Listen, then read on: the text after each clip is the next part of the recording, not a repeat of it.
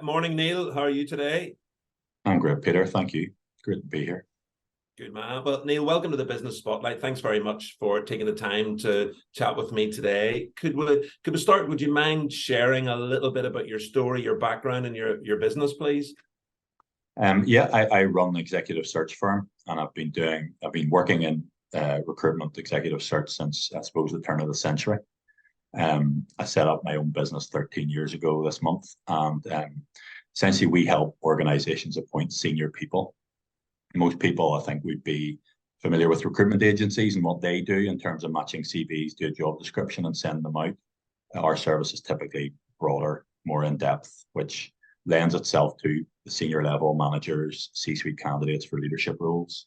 Our relationship really would start maybe a bit earlier with the clients, helping them figure out what they need, either helping them shape the role itself, or and more typically helping them to find the type of person they need. We design and decide how we're going to approach the market. Do we help with job titles, benefits packages? Then we decide how we're going to advertise it and promote the role. And our process then beyond that really is a more proactive, targeted search process of helping, approaching people, headhunting them. People would be familiar with that term. And those people are typically not on what we call the active market. They're not looking for jobs. So we go and find them, identify them and find them. And we help the client really, I suppose, we manage the overall process for the client, from initial analysis to the successful conclusion. And we also have an interim management division for the business and provide senior people for ad hoc cover or strategic projects, which runs parallel with the executive search piece. And we then work with boards to deliver training for governance best practice, board effectiveness reviews, strategy development, and there's obviously a wee bit of recruitment training thrown in there as well. So that's a broad overview of what we do. Very good. Well, so tell me, how long ago did you say? Was it 13 years ago you launched the business? Yeah, 13 years ago this month we set up. Yeah. Yeah. Well, happy birthday. That's a great achievement. 13 years is a great lifespan so far. So tell me, what was the spark that led you to actually launch the business? I think I always knew that I wanted to run a business, and I suppose I wanted to be a leader. I didn't maybe know what that was exactly when I was young, but I always knew I wanted to do it.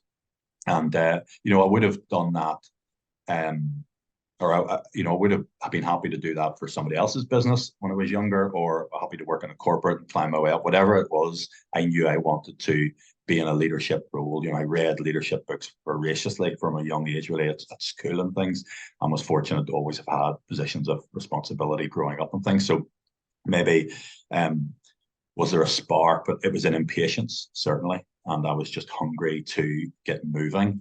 It was 2009. There was a financial crash. I think I had always promised my wife I would do it before I was 30. And we planned it a lot. It was a year later, I suppose. I think I had about 4 or 5K, I think it was, saved in an ISA.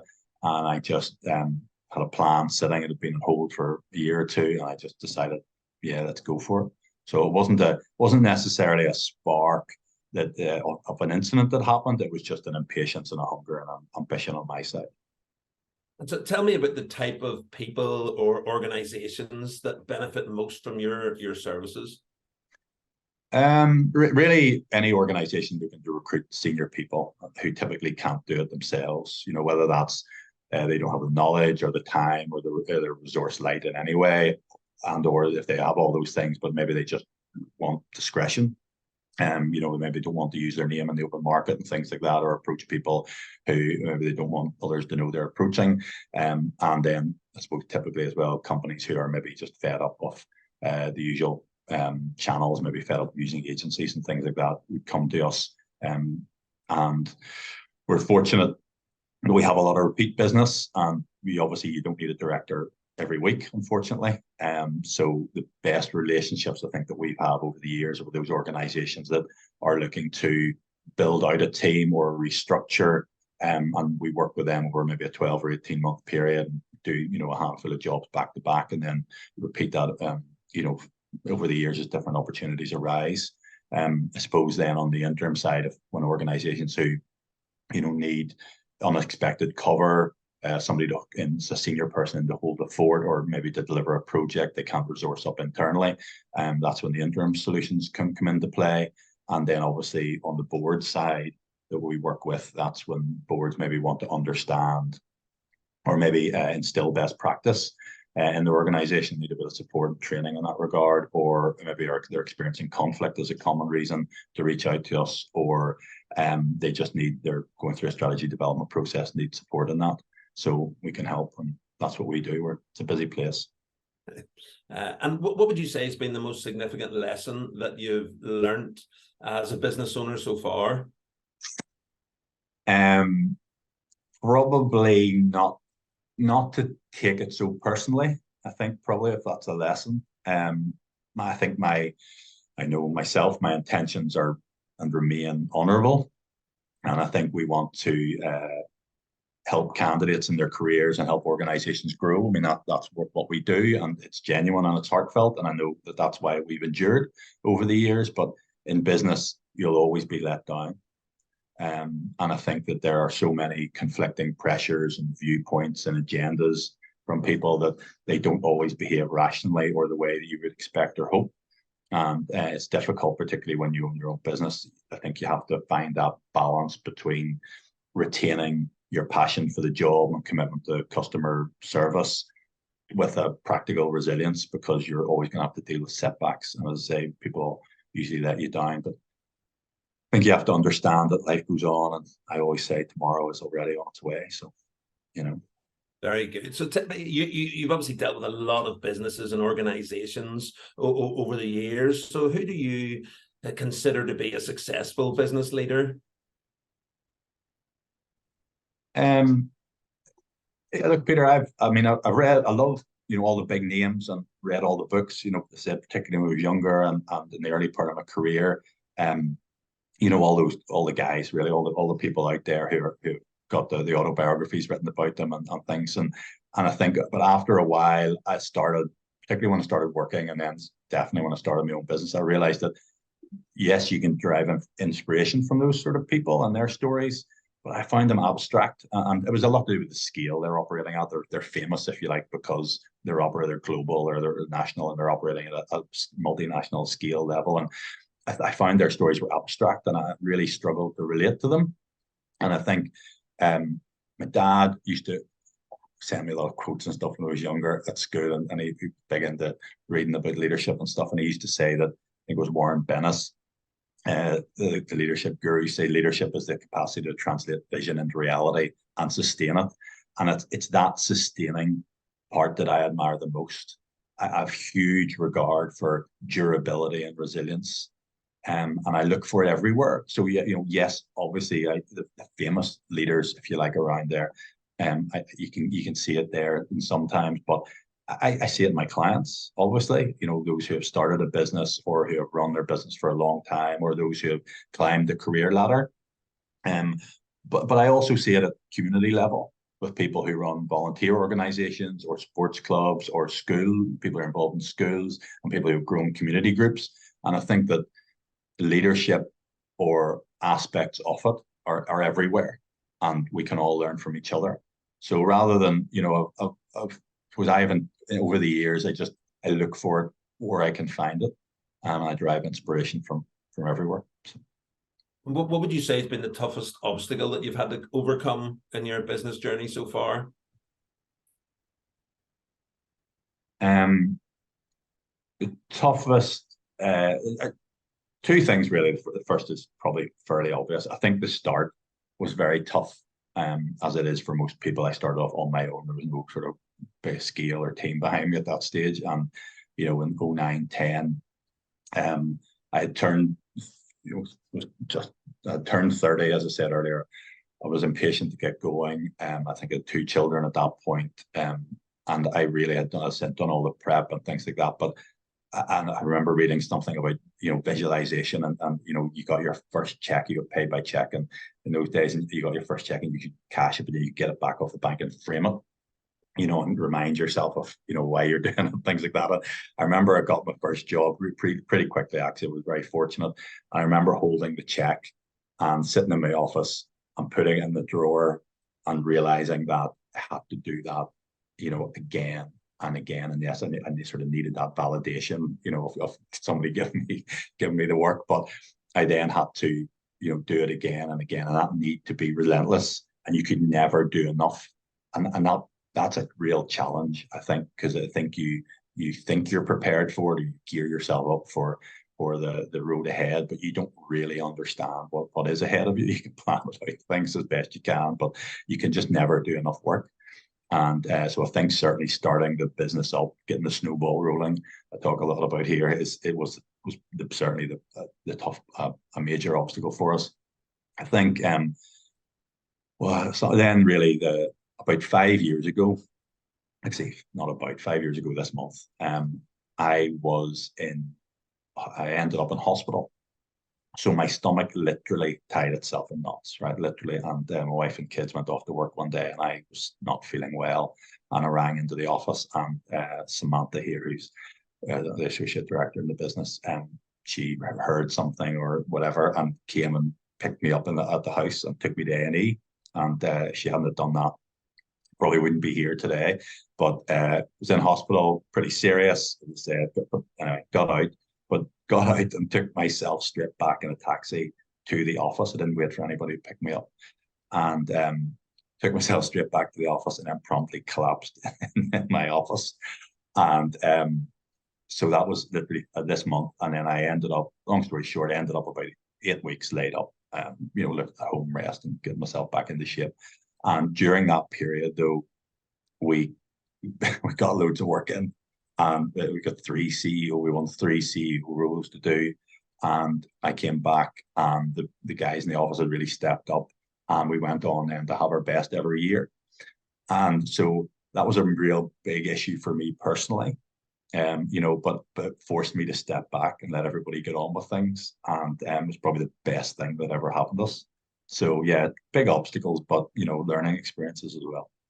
Well, it's good to see you still on the right side of the turf and still with us. Right. So yeah, for sure. And so what really drives your passion for your business? What gets you out of bed right now and really drives your passion for your business today?